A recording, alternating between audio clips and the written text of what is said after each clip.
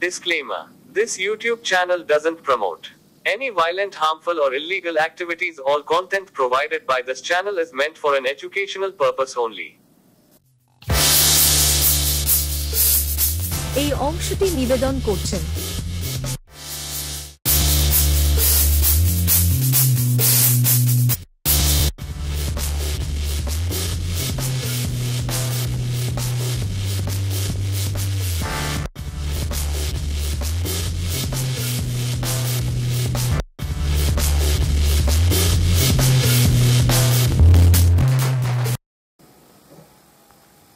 সামাজিক ও সাংস্কৃতিক কর্মকাণ্ডের গুরুত্ব হলেও শিক্ষার্থীদের জীবনের জন্য প্রস্তুত করা এবং তাদের ব্যক্তিগত দক্ষতা বৃদ্ধি করা।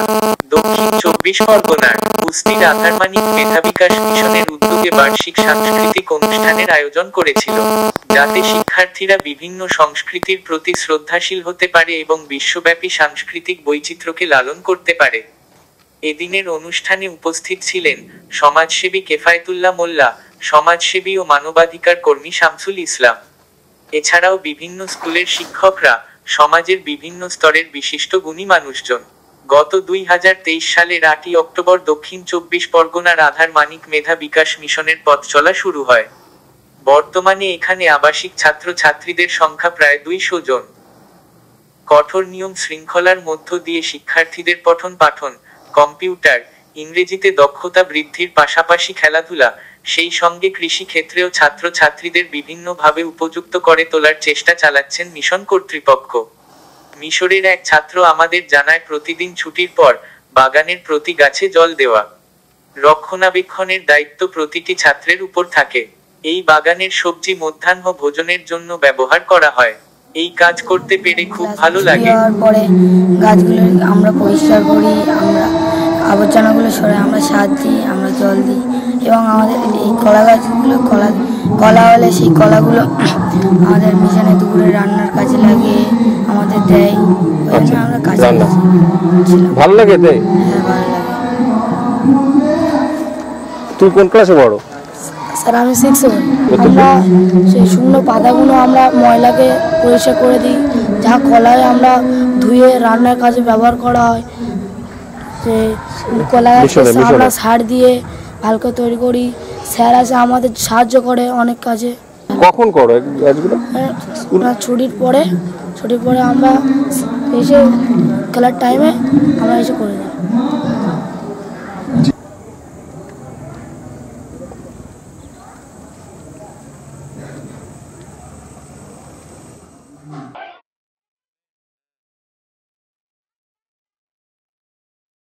গতানুগতিক পঠন পাঠনের মধ্য দিয়ে শুধু নয়, হাতে কলমে বিভিন্ন ক্ষেত্রে প্রতিটি ছাত্র ছাত্রীকে সমাজে মাথা উঁচু করে দাঁড়াতে নেওয়া হয়েছে একাধিক পরিকল্পনাও।